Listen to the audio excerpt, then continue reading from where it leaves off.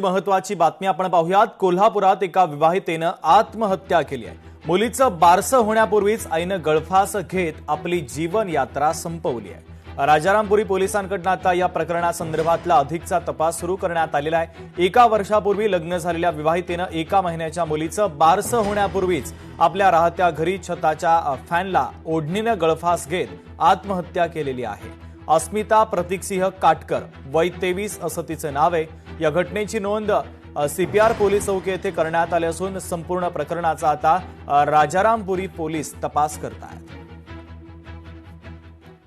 तिला नांदायचं आहे, मम्मी आम्ही 96 कुळी आहे, आपण नांदून दाखवणार, तुमच्या इज्जतीसाठी नांदून दाखवणार आणि जास्त त्रास व्हायला लागला तर मम्मी मी आत्महत्या करणार नाही, तुझ्या डोक्याची शपथ आहे। मग हा घातपात म्हणायचा घातपात आहे, तुझ्या डोक्याची शपथ आहे, मी मला सहन नाही झालं तर मी येणार आहे म्हणून सांगितली।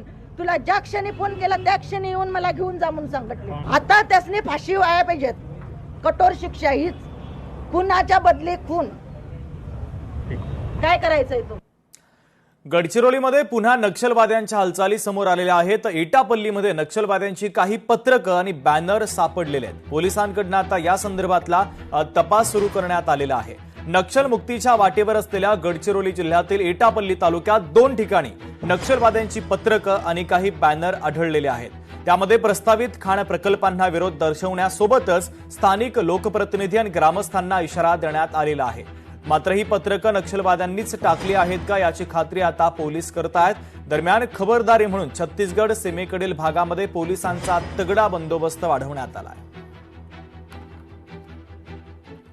छत्रपती संभाजीनगरमधील वाहतूक पोलिसांनी लाच घेतानाचा व्हिडिओ सोशल मीडियावर व्हायरल झाला। वाहनांवर कारवाई करू नये यासाठी पैसे घेतल्याचा आरोप करण्यात आलेला आहे। छत्रपती संभाजीनगरातील क्रांती चौक परिसरातील हा व्हिडिओ आहे। हा व्हिडिओ आम्ही तुम्हाला दाखवतोय। या व्हिडिओमध्ये एक पोलीस लाच घेताना दिसतोय। सध्या हा व्हिडिओ सोशल मीडियावर प्रचंड व्हायरल झालेला आहे। छत्रपती संभाजीनगरातील हा व्हिडिओ आहे।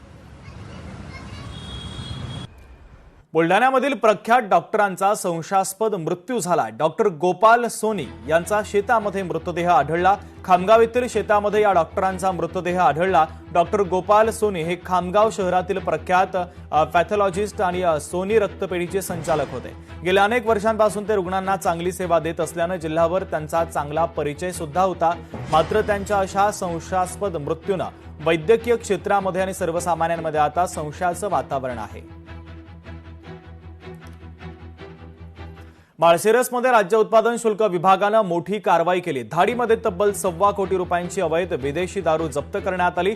2 जण आता ताब्यात आहेत तर पुढील तपास सुरू करण्यात आलेला आहे। सोलापूर जिल्ह्यातील माळशिरसमध्ये राज्य उत्पादन शुल्क विभागानं छापेमारी करत मोठी कारवाई केली आहे।